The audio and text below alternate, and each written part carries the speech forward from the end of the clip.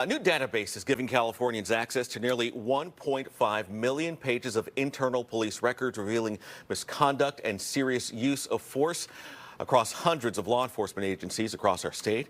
It's called the Police Records Access Project. And joining us now is Cheryl Phillips, founder and co-director of Big Local News at Stanford University and part of the team behind this powerful new resource. Cheryl, thank you for joining us this morning. You bet. All right, so Cheryl, first of all, what is Big Local News at Stanford? Big Local News is a data sharing platform and collaborative in support of local journalism. We try to provide data and news detection feeds for local newsrooms to make it easier.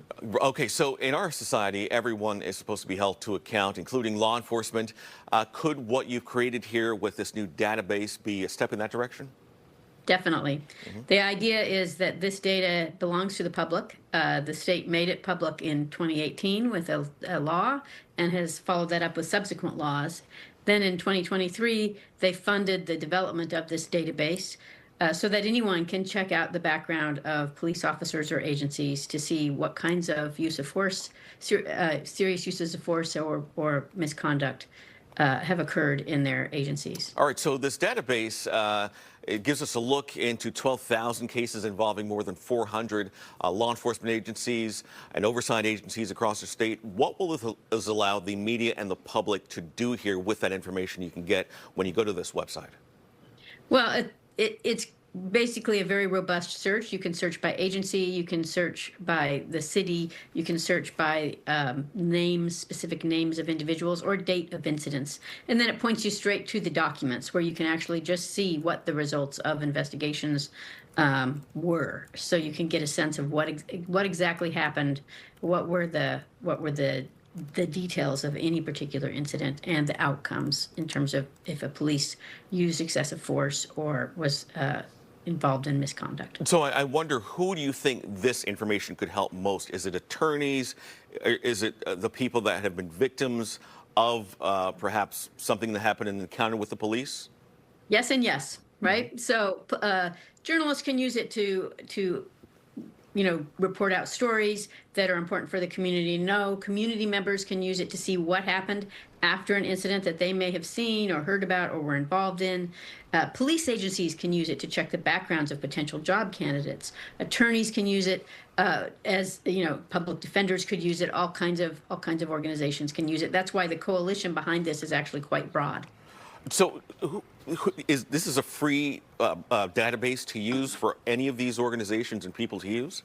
That's correct. All right. Sexual harassment, dishonesty, excessive force, deadly force, serious bodily injury, all this is part of this database.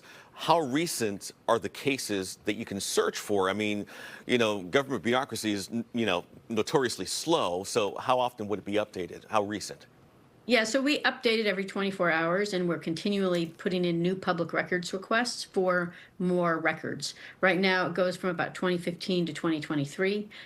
What happens is there's a delay, there's a lag. It takes time for a police agency to do an investigation. Once an investigation is complete, we can obtain those records, and we put them into the database. How detailed is the information here? Is any information redacted, such as the officer's name or the people involved? What information can you see here and what information can you not see?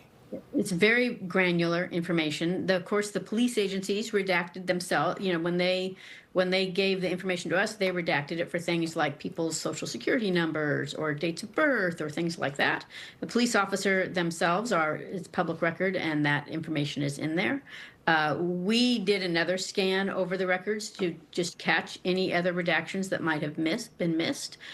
So any personal or sensitive information is redacted.